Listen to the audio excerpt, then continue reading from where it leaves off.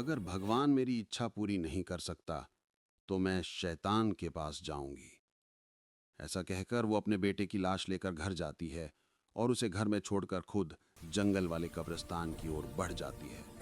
बाबा, मैं बस अपने बच्चे को वापस पाना चाहती हूँ। अब चाहे मुझे इसके लिए कुछ भी क्यों ना करना पड़े। हम शैतान के उपासक हैं।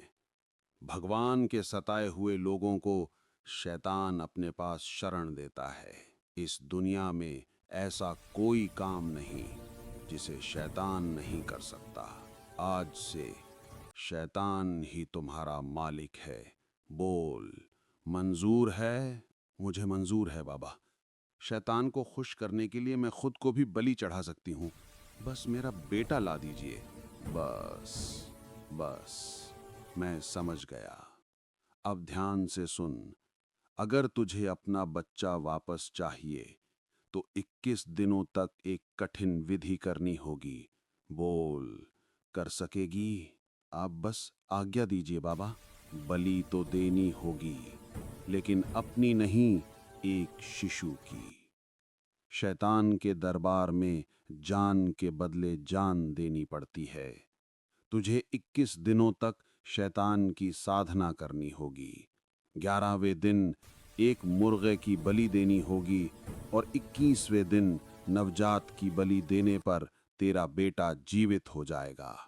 जैसा आप कहें बाबा, मैं अपने बेटे के लिए सब करूंगी। बाबा के बताए अनुसार उस महिला ने पहले काले वस्त्र धारण किए और उसके बाद सिंदूर को अपने पूरे माथे और चेहरे पर मल लिया। अपने लंबे काले बालों को खोलकर वो हवन कुंड के सामने बैठ गई। मंत्र पढ़ने के साथ साथ अपनी जुबान से भयानक आवाज निकालते हुए सिर को हवा में गोल गोल घुमाने लगी।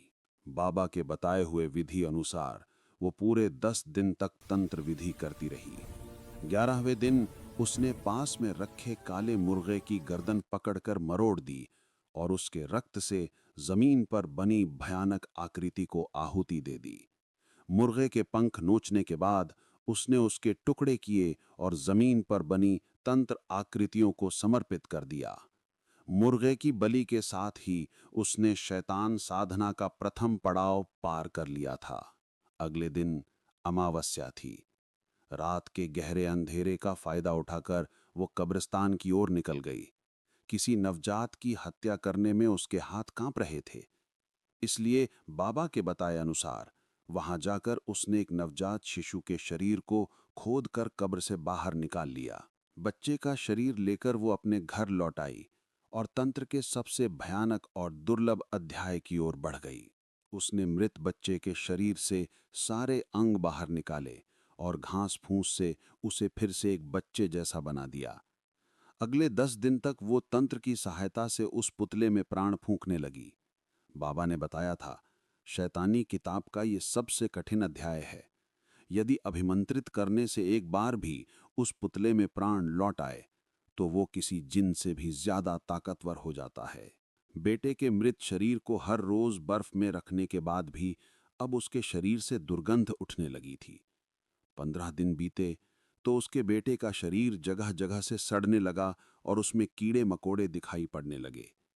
बस घर में अब सांस लेना भी मुश्किल हो गया था। बहुत कोशिश करने के बाद भी 16वें दिन उस महिला का सब्र जवाब दे गया और उसने बच्चे का शव उठाकर दूसरे कमरे में रख दिया। ऐसा करने से पिछले 16 दिन से चल रही उसकी शैतान साधना खंडित हो गई और वहीं उसने पहली बार शैतान की दस्तक सुनी।